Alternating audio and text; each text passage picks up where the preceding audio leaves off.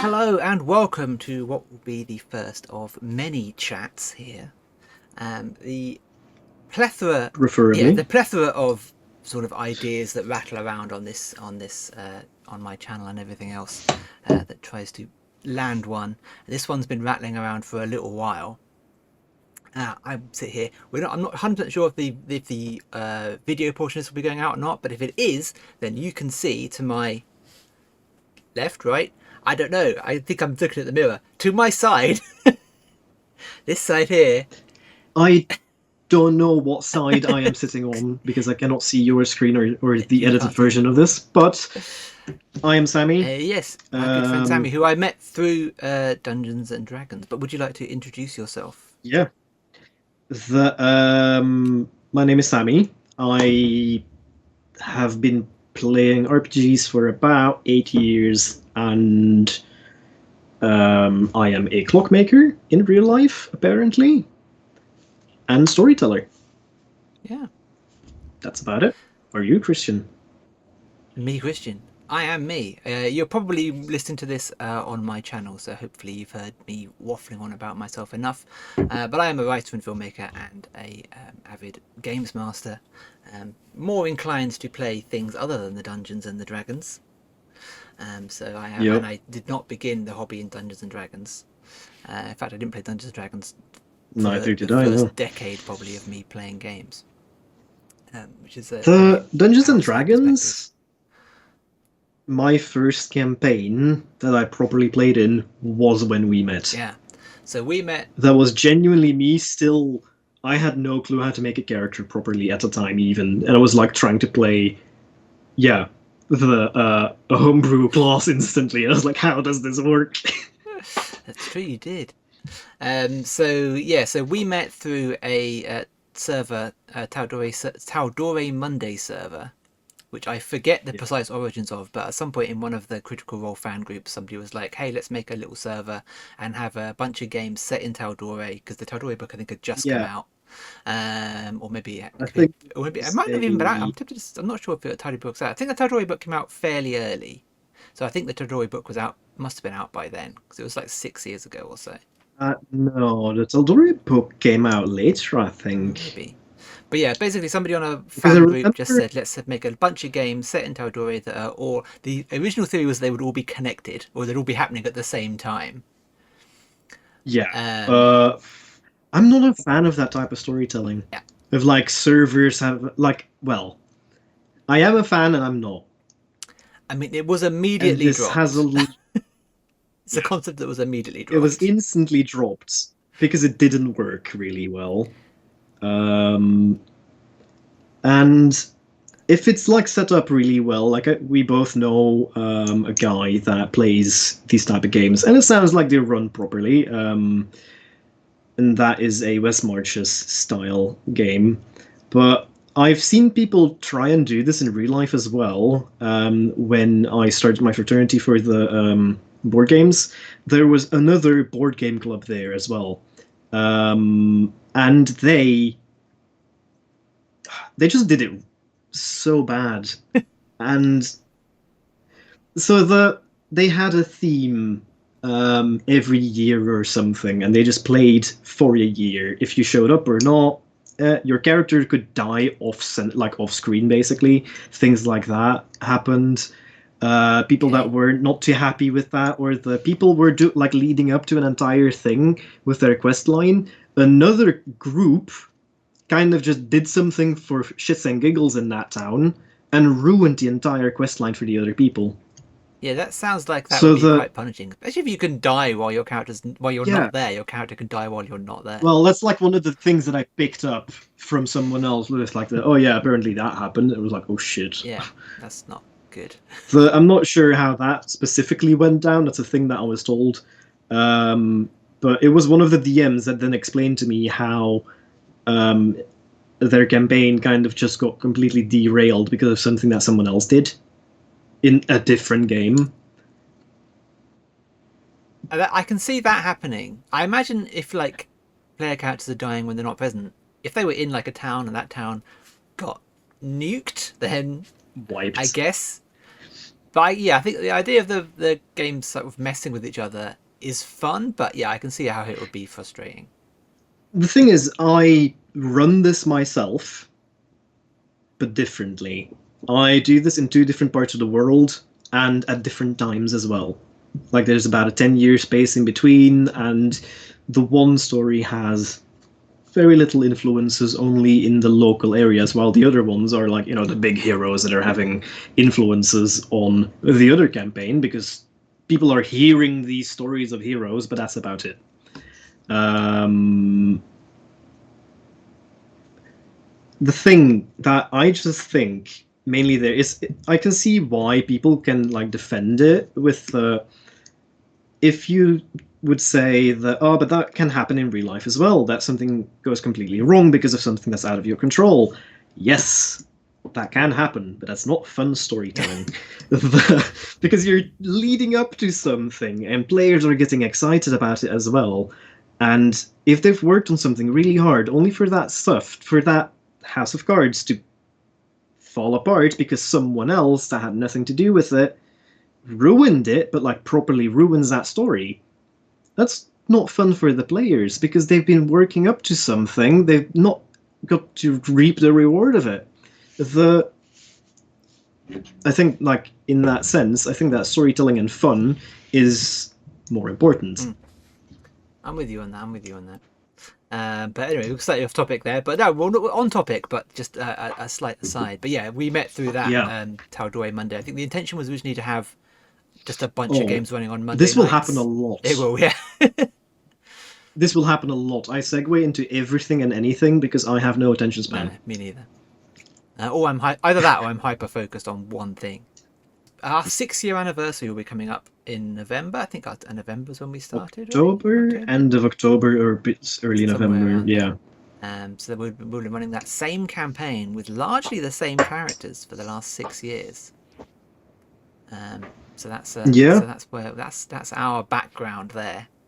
Um, I feel like you have had most of my D&D characters as well, actually, funnily enough. That because I've never myself really played D&D elsewhere besides in one shots. The I've played along in a few campaigns that went on for about 10 sessions and then always died out. But most of my D&D knowledge and experience comes from our campaign. In that sense, you were my first D&D DM that like I got to like run with in the long run. I would have to have some kind of somebody tracking my life better than I do. But this is definitely the longest D&D campaign by a wide margin. But the majority of my D&D yeah has been played with you guys. Um, and Yeah. I've run a couple of other like smaller campaigns that just sort of fizzle out after a while. So having a game that's been running for 6 years is pretty wild. And we meet, I would say, at least once a month. Like occasionally there's blips where a couple of weeks go by. Um, I was going to say we're for the pretty solid. fact that for a very long time we met Oh weekly. yeah, The And then throughout the years we've got now what 2 people, 3 people at a time that were still studying at a time. Two mm. people now, both getting towards the end of their studies, so things have changed for them. Housing relations and stuff have changed for other players. These things will always happen. I've got one of my own games now runs in D&D, but that is my longest running game, even though that started in Dungeon World. Um, and that's now been going for practically the full 8 years that I've been playing roleplay games, and that's something that I'm so happy about. That and slightly less happy that it turned out to be D&D that we run it in now, but at the same time, it is fun enough because you can homebrew everything in D&D, and my players will come up with ideas as well, and then we'll just implement it that way as well, and we just have our own way of telling stories. And okay, we're not following this one rule for this specific fight because otherwise it's not fun. Stuff like that. yeah. The Yeah. It's definitely interesting that the majority of both of our D&D experiences is simpatico. We've experienced like it's Yeah, fairly lined up our understanding yeah. of that specific game. But like I say, we have a lot of other breadth of knowledge. But we've been discussing for a Mhm. while doing something, recording something together because we both love to talk and very opinionated on the game scene. And I think it was your suggestion at first because obviously you knew that I was doing the YouTube thing Yeah. and everything else. But our vague concept for this is we want to discuss the dynamics of running games specifically, how we want to do that, how certain games approach those topics, and how you can do it in different ways. But specifically, what you can actually learn from the Dungeon Master's Guide to kick us off. Because I have never read the Dungeon Master's Guide, like properly read it. I've definitely opened it to Yeah. look at magic items, and I use the Yeah, some of the exactly. tables in it, but I've never actually I read was it. about to say the exact same thing. The Dungeons Master's Guide is good for magic items because everybody likes a good rolling table. Yeah, Um, but like, I've also got my copy, and I think it's the same thing. But we both didn't start off with Dungeons and mm, Dragons, so we already knew how to run a game. yeah, It was your idea to bring the Dungeons Master's Guide into us as well, and I'm actually quite excited about this because I actually want to know what Wizards of the Coast's their view is on how to run a game. I understand that they've got a really solid explanation in there that a lot of people don't respect. Actually, even the I know that a lot of rules in there as well. You know, the typical the number one, the DM is always right kind of mentality is actually a mm, thing. The Your DM can overrule any rule as long as it is to have fun. It's like one of these things is in there, which is a good thing yeah, because I mean, we both have probably had run-ins with rule lawyers that are maybe trying to spoil someone else's fun sometimes, and then sometimes you just have to be like, we're gonna forget about the rules for a second here. yeah. That's the kind of the balance that I think we want to talk about. It just interested me specifically for the first kind of run of um, whatever this show ends up being. It'd be interesting to do a deep dive in Dungeon Master. So I've been to do it for a while. But I was sick once, and I did a video. I recorded a video straight of me reading the Player's Handbook, which you can find on my YouTube channel. And I kind of threatened to do Dungeon Master's Guide until I realised that it's actually a bigger ask because at the very least, I've read the Player's Handbook pretty much because it's got all the rules in it. This is what's confusing about me for Dungeon Master's Guide. We'll get to this in a second, but the Player's Handbook has basically got all the rules in it. So I'm kind of looking at this and like, well, what's left? What goes in here?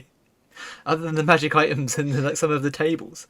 So I'm very curious to kind of Yeah, see right. Actually, see now that you what's bring that there. up, so that's a good point because the I've got the player's guide, the player's handbook as well. I didn't read that at all. I only used it for the character building part in it and the item tables again, because we very quickly jumped onto using D&D Beyond, so basically a character builder, because that makes it a lot easier. And even in that sense, it makes it a lot easier to learn it as well, because that's how I learned to use it, and now I can do it on paper as well really easily.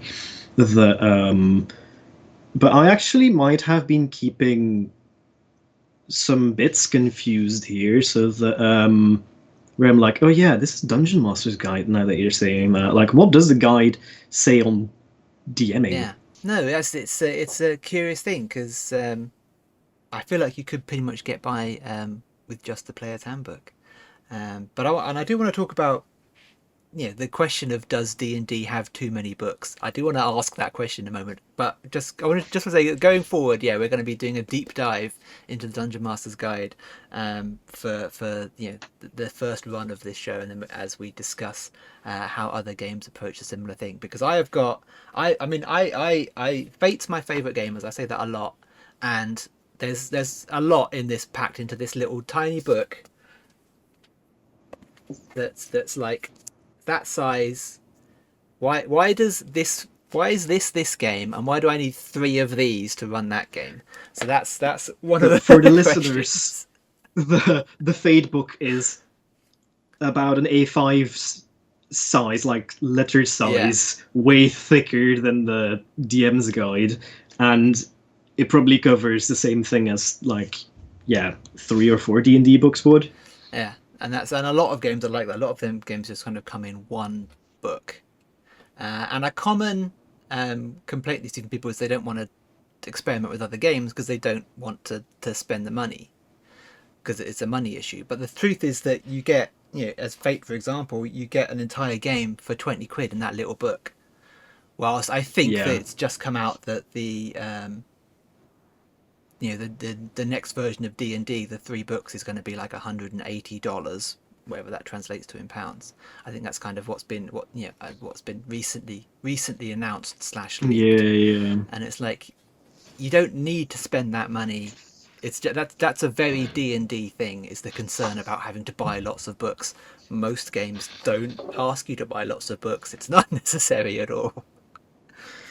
The I think that the main thing that we should keep in mind there is that Dungeons and Dragons, it's run by a big company that are trying to still bring in a lot of money as well. So I will not say there's too many Dungeons and Dragons books because that's the way how they sell a game. They keep giving out content of this one concept that they have, and as long as the content is good, like for example, most of them that I have bought, I haven't bought many. I've bought the special edition covers for Tasha's Cauldron and the one that came after, like the creepy one, um, The Shadows and no, yeah, the another one came Tome after of that as no, not well, Tome of and Foes. all It's a tome of something, isn't it? yeah, well, that one, the content of both of those books was actually quite good. I was actually impressed with how much that was in there, to the extent of, oh, this is basically a collection of, here's a little bit of an updated book, and there's also a lot of DM stuff in here. In the end, it's for the DM, these books, Hmm. not for players. The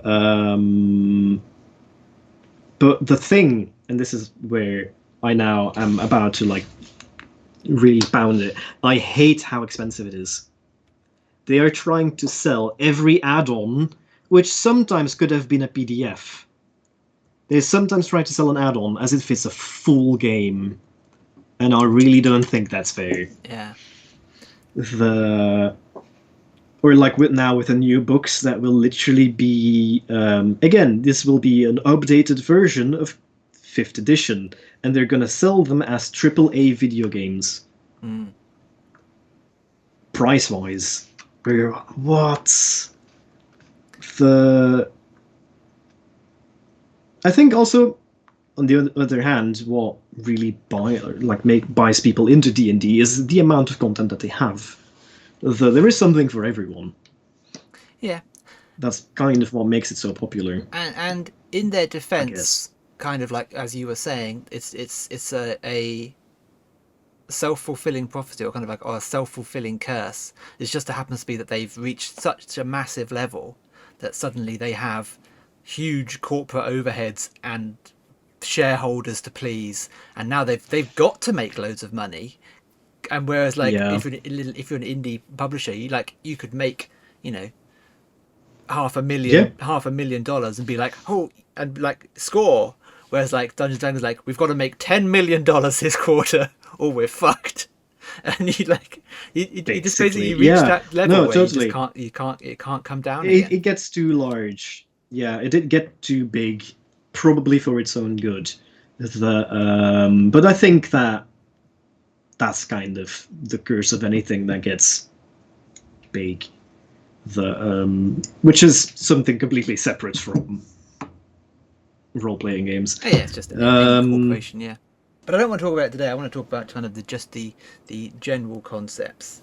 And we all right. touched on one a little bit earlier that's kind of sparked my interest as well, which I've seen other people talking about, which is that with the new version of D&D coming out, it feels a lot like they are backing the wrong thing. Um, as we said, D&D is a very combat simulatory kind of game, and it's Yeah. a mechanics heavy. It's a hard magic system. It's all very like crunchy. It's not the crunchiest game, Yeah. but it is on the It will crunchy never side. be as bad as MERP. Was MERP Middle Earth Roleplay? Oh God. It's a funny system. The yeah.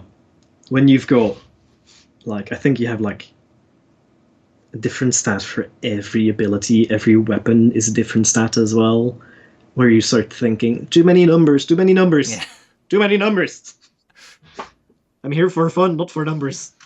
Um, Like I think that D&D did get the amount of maths for fun equation right. There is nothing more fun than rolling a fireball because it is more dice than usual, and it's just like, and you're dealing damage. Like I think that D&D really got that side quite well for like the rolling dice side and the math side. mm. Like some games can sometimes maybe be a bit too simple in that sense. No, I get that, and there is something comforting about that chunky rule set. But the talking point that I've Yeah, heard is that they are leaning a little too hard on the name brand stuff to kind of support them. And this kind of came in the wake of Vecna, the Eve of Ruin. Is that the last book? Because apparently didn't do great, or maybe it only did okay. Um, and didn't even realize that that book came out yeah, yet.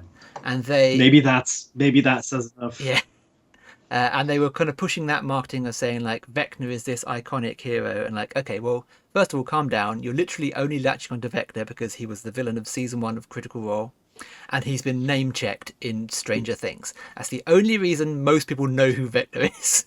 Because of Critical Yeah. Role, and more likely Stranger Things name checked them.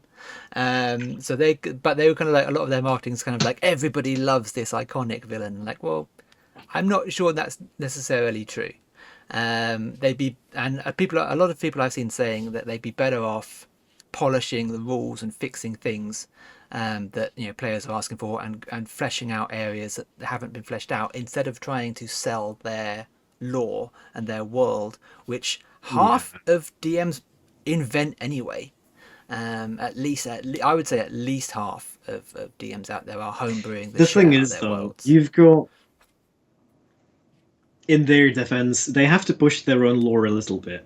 Especially when I got interested in D&D, I got after obviously I instantly was like, "Ew, what is this?" So I started looking at previous versions, like D&D second edition, second and a half, third, because apparently fifth was kind of based off of third, that kind of stuff, and eventually you played with me when I tried to run a fourth edition story that was the Baldur's Gate one, which I think has given a lot of inspiration to the recent Baldur's Gate 3 game, by the way. The going from background characters and stuff as well. But the what I noticed is back then they were way deeper into the lore. They were telling real lore heavy stories in these campaigns. I've run one of the second edition campaigns as a fifth edition one for my players. Kind of rewrote it to fit within my world, obviously.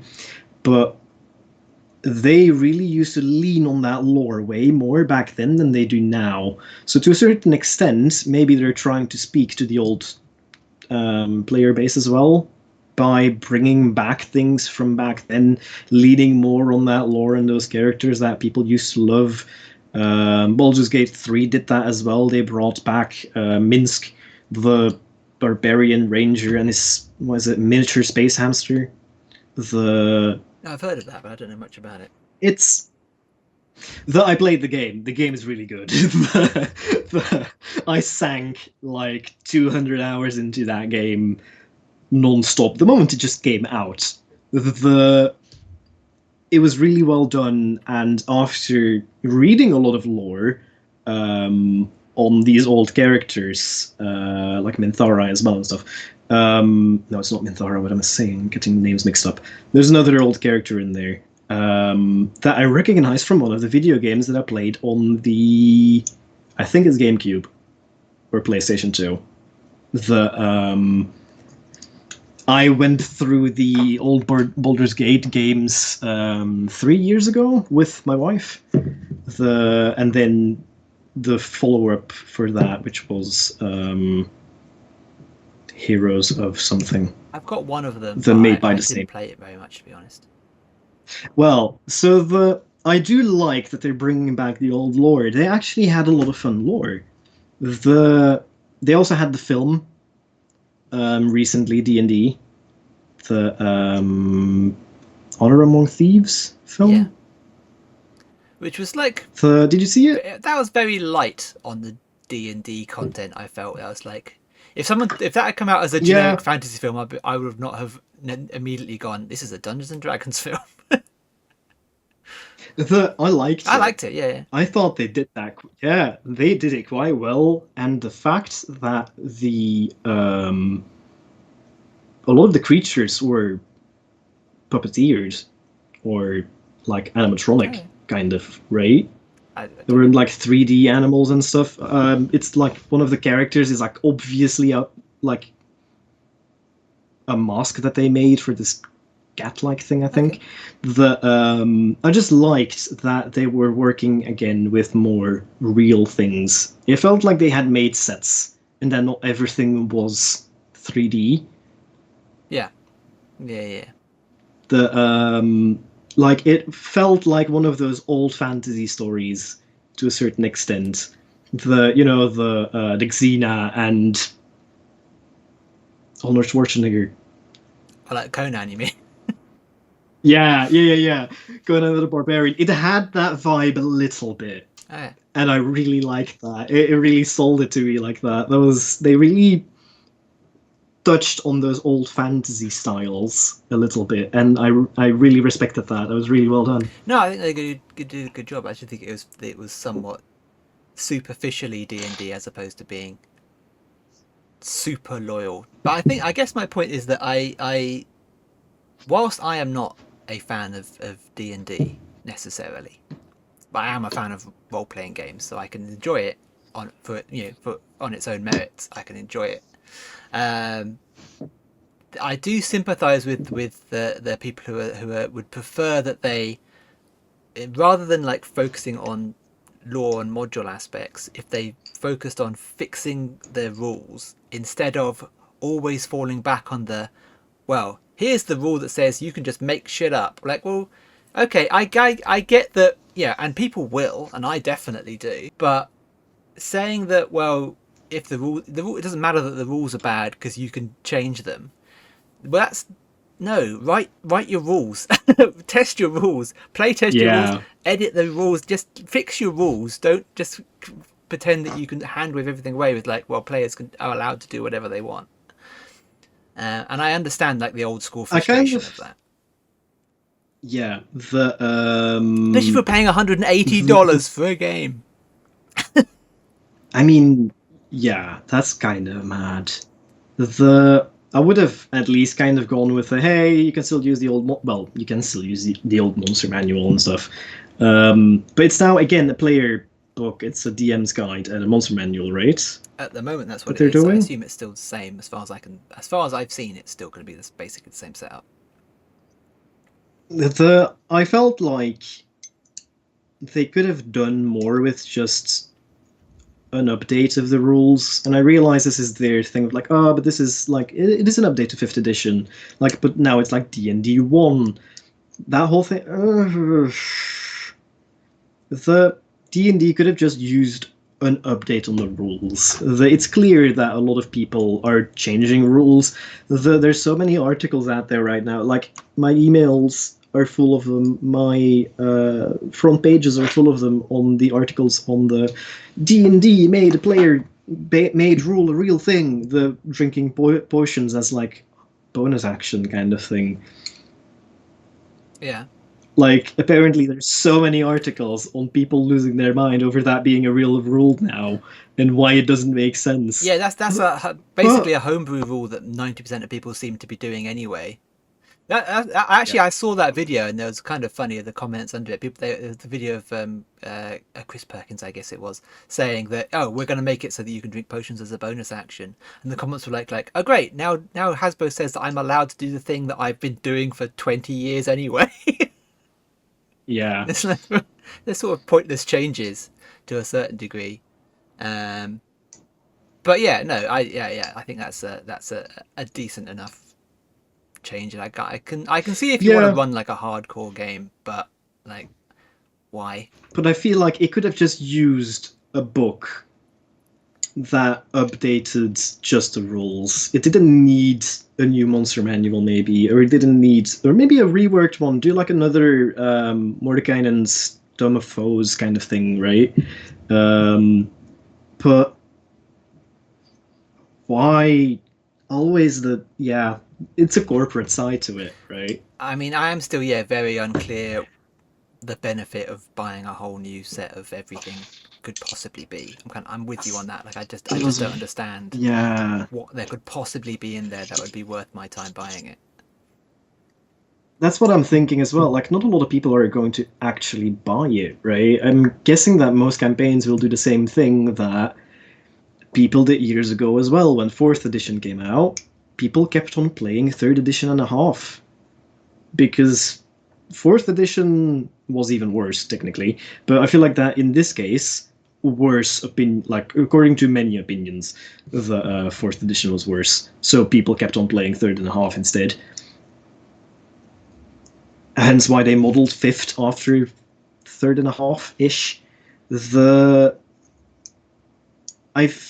just think it's weird that they genuinely think that they can, at a moment, come out with something new while competing with themselves, actually, because people are just going to stick to the old books, and I'm talking about the old player like the whole old player handbook, the old monster manuals. I feel like people will maybe buy the Dungeon Master's Guide or maybe the player handbook, but not all three, right? I mean, yes, no, maybe. It's a strange one. I mean, ultimately, people who are coming sort of fresh into the hobby will all buy the new version. So Yeah. eventually, the game will migrate into it just by chance, I guess, just by the law of time.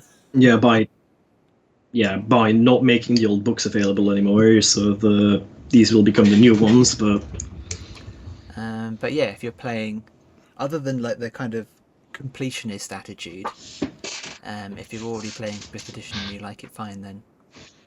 But the issue is going to come if like D&D Beyond and the VTT and everything else just stops being compatible with all the old stuff.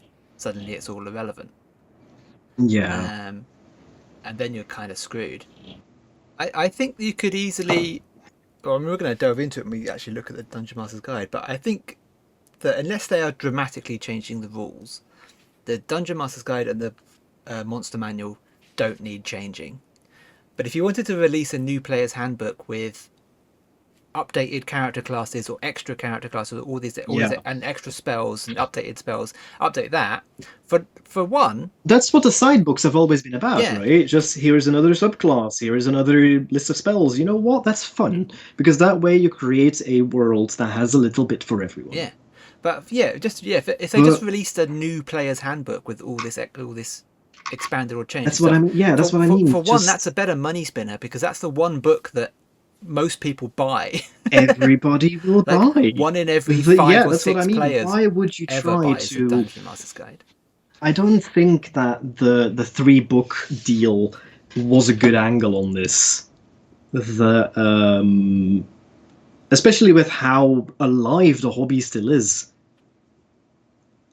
why would you suddenly really try to go to a new system? Well, they're saying it's not a new system, it's D&D 1, it's a little bit for everything, a little bit of everything will be interchangeable and like backwards compatible, but will it be? Yeah. Will it be?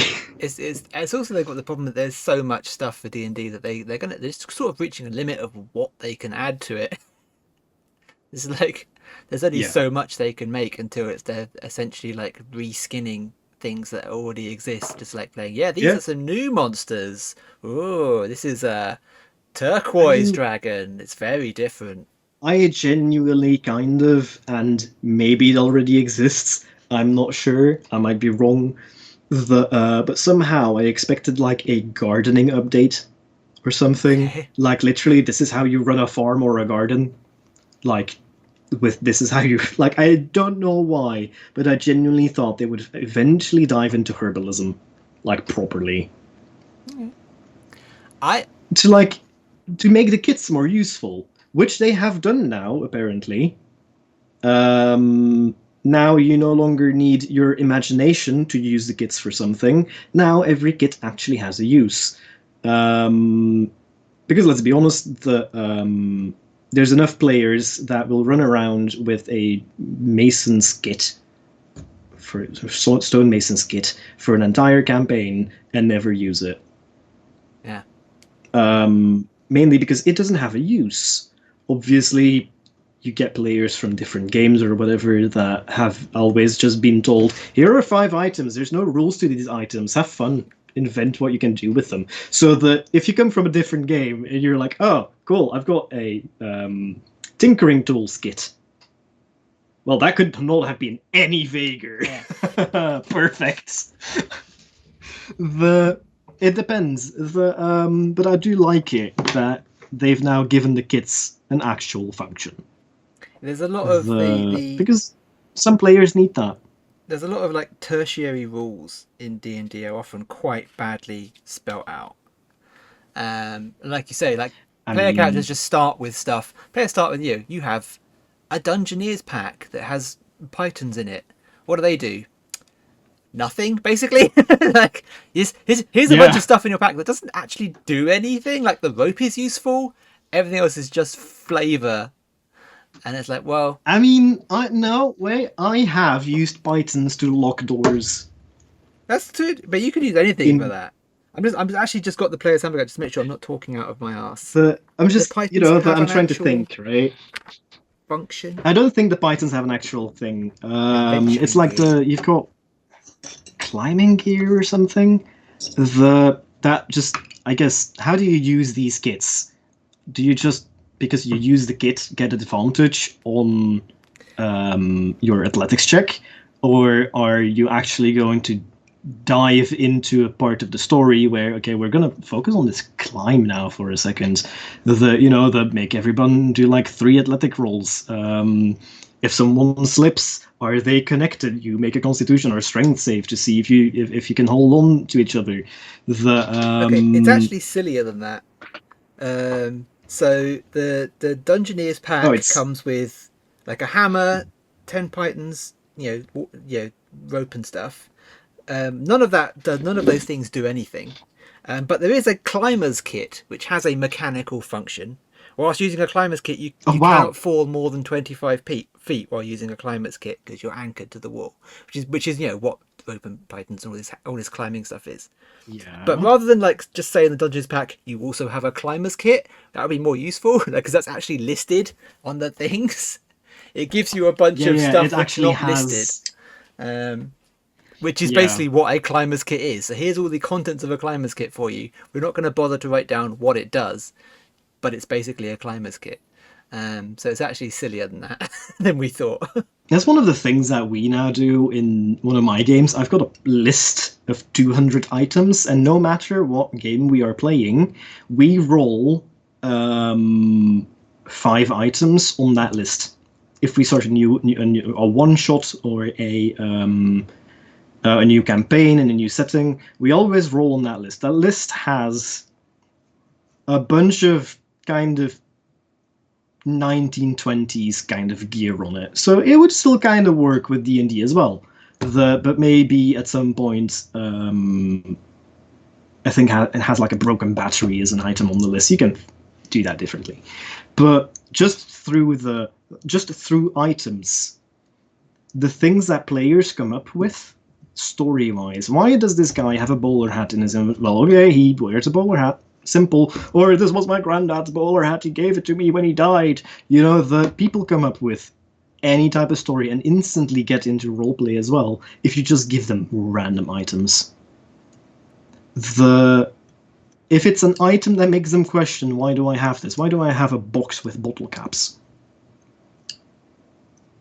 Like, players will then, new players will ask the DM that, why do I have this? You tell me. And, they start thinking, they start getting wild with their imagination, which is exactly what you want. Yeah. I think there's the element in this instance of D&D trying to have its cake and eat it too.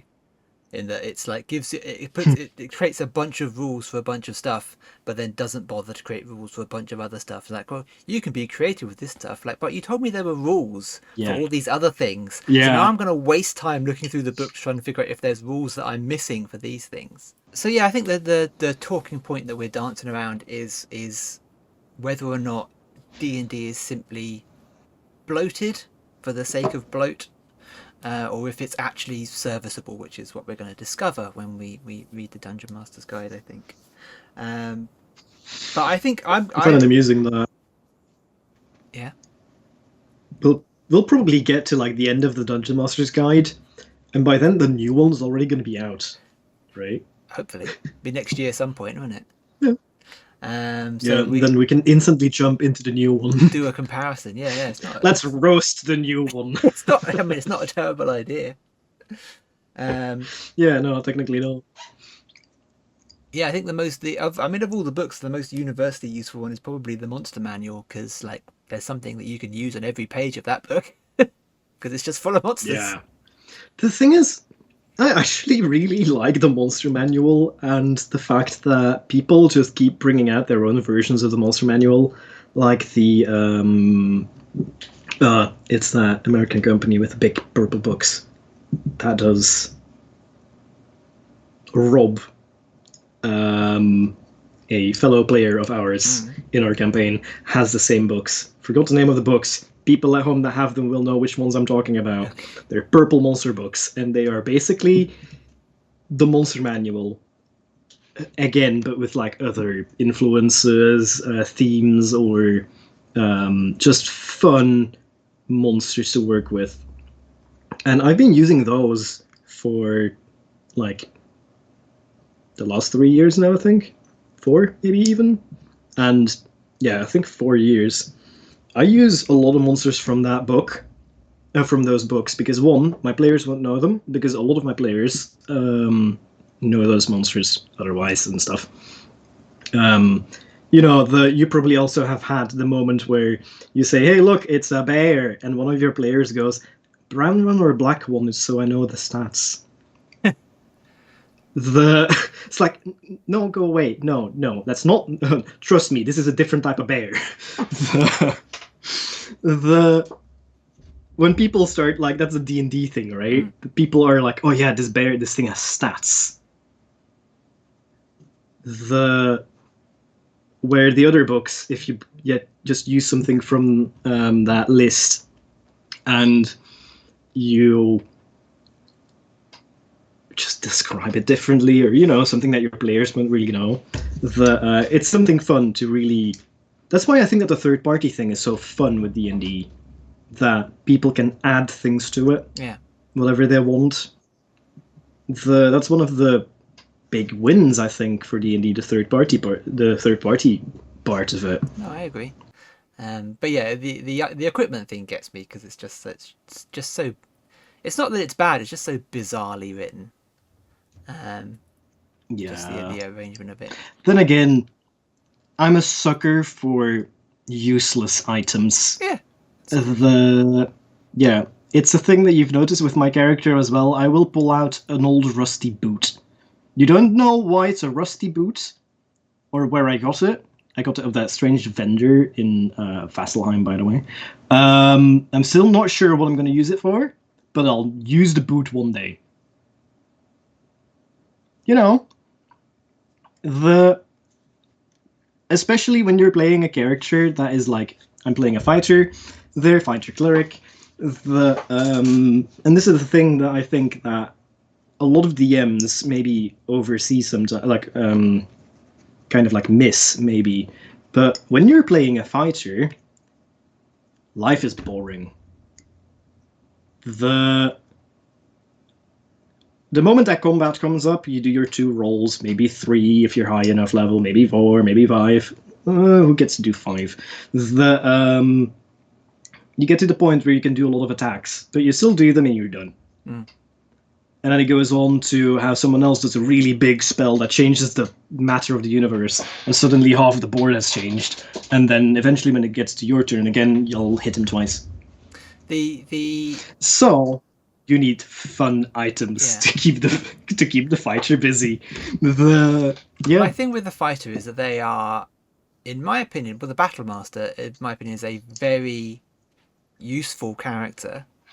However, as you say, yes, they're actually pretty boring compared to everyone else. But all the stuff they can do is cool. It's just stuff that kind of feel like everyone should be able to do. Why are these not actions? The game on Monday. Why is this one of my special talents? Why can't everyone kind of do the cool thing? Okay, obviously not everyone can, but why can't everyone's character, because in the end you're playing a hero, right? As a player, you're usually playing a hero. You're going to be playing a stronger person than your average peasant. So why can't everyone somehow shoot or firebolt or eldritch blast, vine whip a weapon out of someone's hand? Yeah, the Battle Master Fighter is basically the only character class in the game that actually, in this combat game, that actually knows how to fight. They're the only people that have any basic fighting skills. Yeah. That's the mad thing about it, I think. Like the Battle Master, often picked by fighters, because it is also just a very versatile class. It's fun. I have DM'd for 2 of them. I play one myself now. I used to play the Critical Role Gunslinger. That just felt so overpowered that I was like, can I play a less overpowered subclass, Christian? Christian was like, the fuck are you saying? Yeah, if you wanna.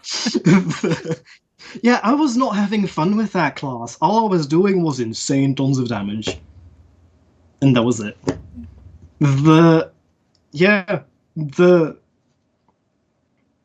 I mean, maybe there's going to be people out there that have the same opinion on it, and maybe even on the subclass itself of the Gunslinger. But yeah, the Fighter Battle Master just feels like the thing that everybody should already be able to do anyways. I feel like every class should get an action surge. I feel like every class should be able to push themselves a little bit to do something extra cool. Yeah, everyone should be able to, even some of the basic stuff, everyone should be able to try and provoke an attack. Like, why is that a special ability to just annoy an enemy into attacking you?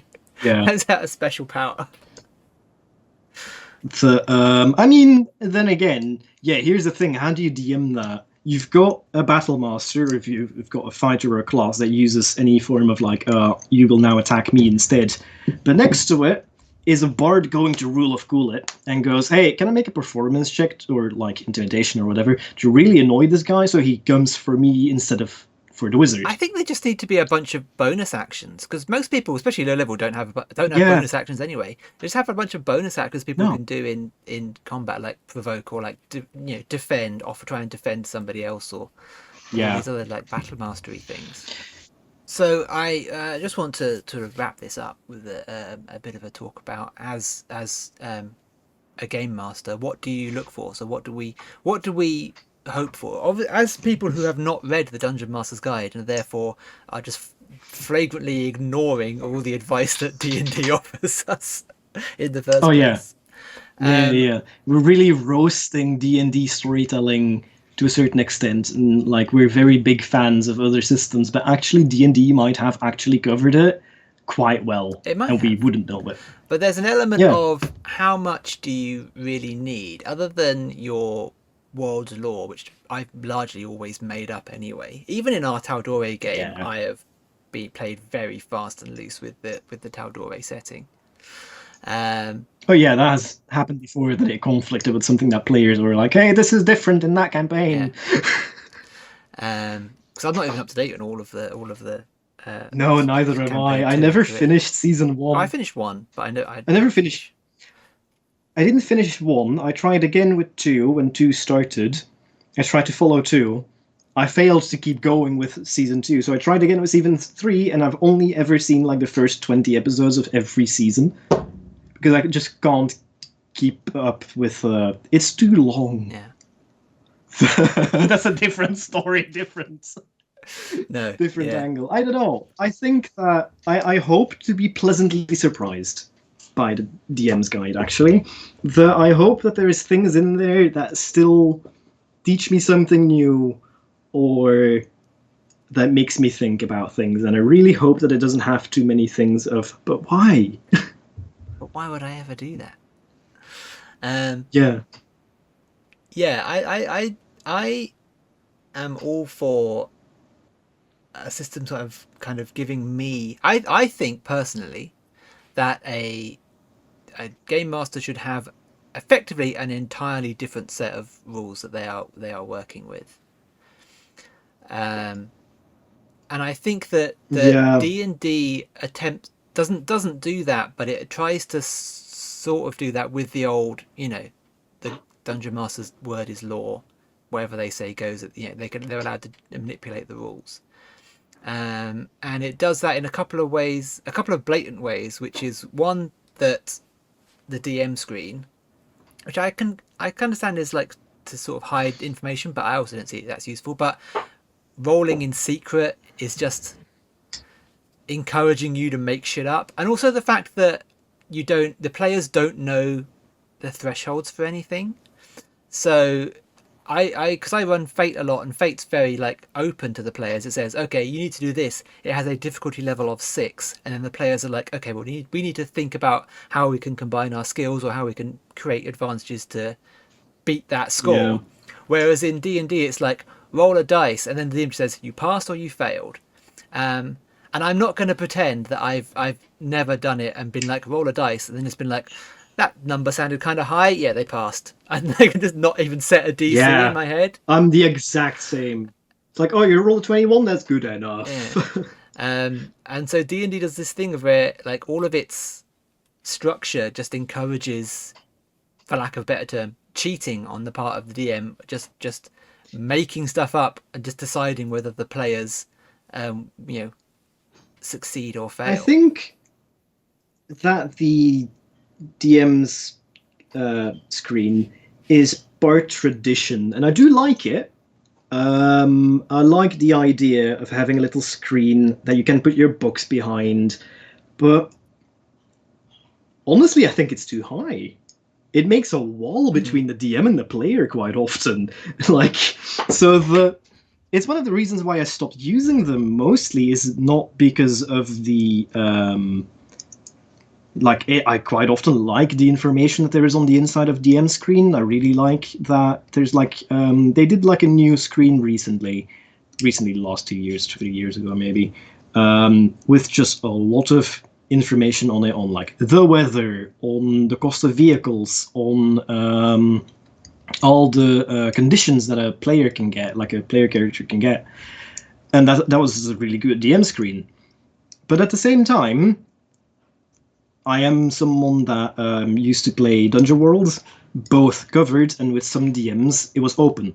So the DM would also roll open, and everyone could see it, and he would not, both of them would not fumble anything. You know, they were the type of storytellers of the story is in the dice. There's also people that are storytellers where sometimes the dice need a little bit of faith to tell the story correctly. And I think that there's nothing wrong with being either, really. I think it's more of a preference thing. But yeah, I do feel that a good game has hands the games master, the GM, a separate set of rules, and says, yeah, here's how you're doing it. And I think D&D likes to pretend it's not doing that. Like, I've had conversations online, particularly when my brief stint on TikTok, which TikTok is a wild, somewhat unpleasant place to I interact with people on.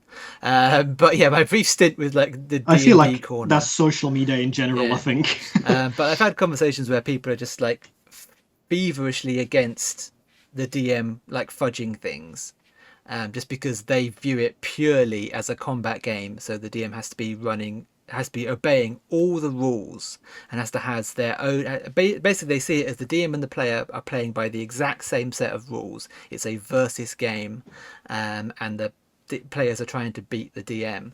And I'm like, that is such a strange way of viewing the game, because but Yeah, D&D presents itself as that, I think.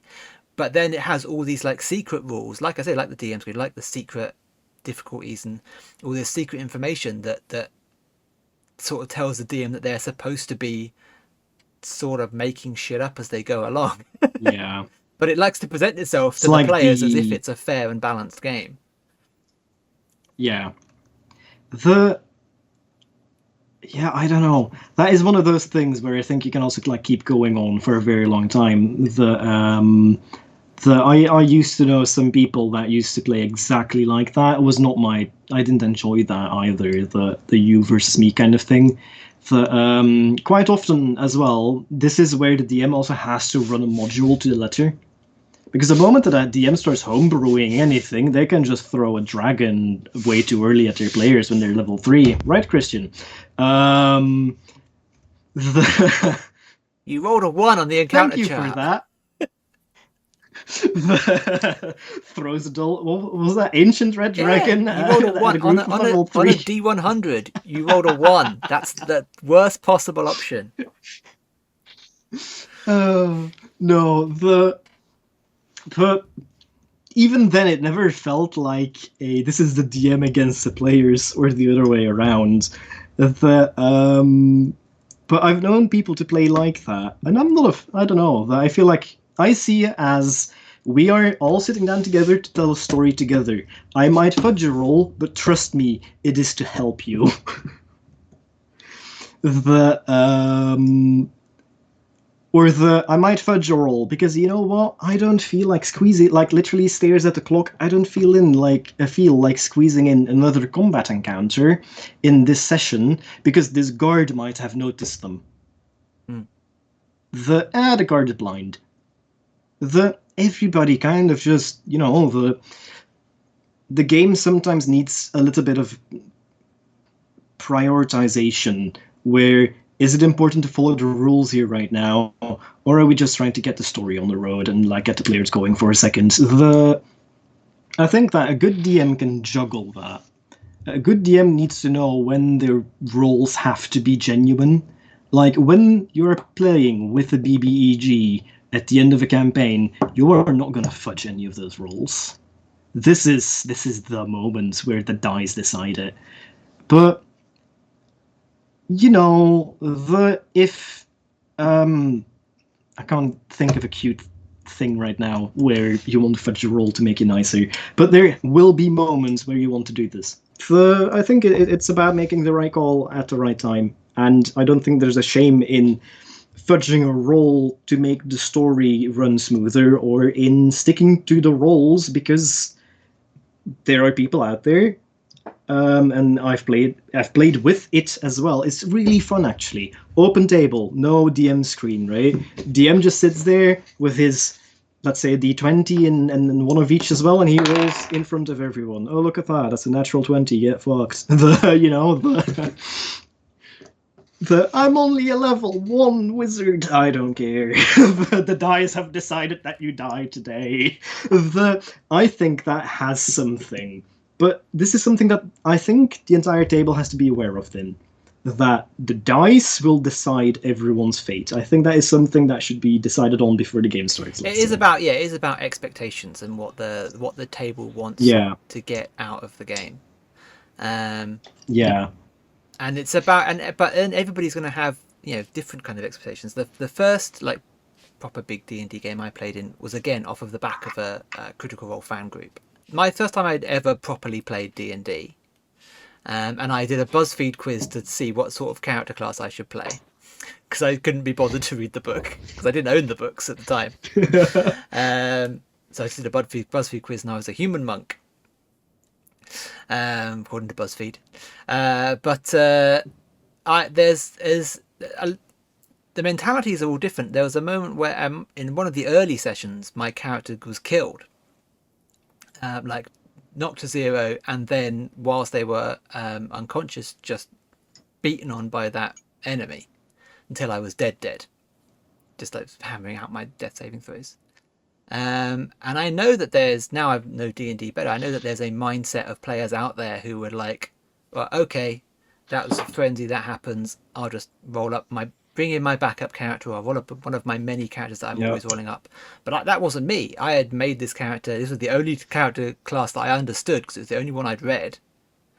And it was my first character, and I was ready to just leave that game. I was like, okay, well, I guess I'm done here. Like I wasn't interested in rolling up a new character. I was dead. I was gonna drop out of the game. And I that was definitely like the first time that me and the DM, and I was in that game. I played in that game for a long time. It was a good game, but I think that when me and the DM maybe like realized that we weren't quite on the same level, and an NPC resurrected me, which maybe that was his plan all along. I don't know, but an NPC revealed hitherto unseen healing powers. So I don't know what the DM, if it was planned or not. I can't speak to the DM's intentions, but yeah, an NPC resurrected my little level 3 monk. But yeah, I probably would have just dropped out of that game if he had been dead. So it's hard to gauge. Everyone's got a different kind of mindset of how they want to play, and other like more seasoned D&D players would have just been like, yeah, it's fine. I've got another 3 characters I've already made. So yeah, I don't know what the answer is, because you got to have the rules have got to make sense in terms of what the players are doing, what the DM's doing. So I don't know what the answer is. Hopefully we'll find the answer somewhere along the way, and it'll all make sense. I'm sure it's a perfectly written, well balanced book that makes total sense. Yes. Right? Yeah. 100%. I was gonna say it's gonna make total sense. It's totally not going to reference pages in other books, I hope. I said this when I read the Player's Handbook on my channel, is that I despise this index page. It's awful. I'm putting it up to the camera now, but it's so horrible to look up something in the appendix, or in the what is it? Is it the index at the back? Index at the back. When I say I'm gonna look up stunned. I need to know what the rules for stunned are. So I look up stunned, and instead of writing a page number, they write next to the word stunned, see conditions.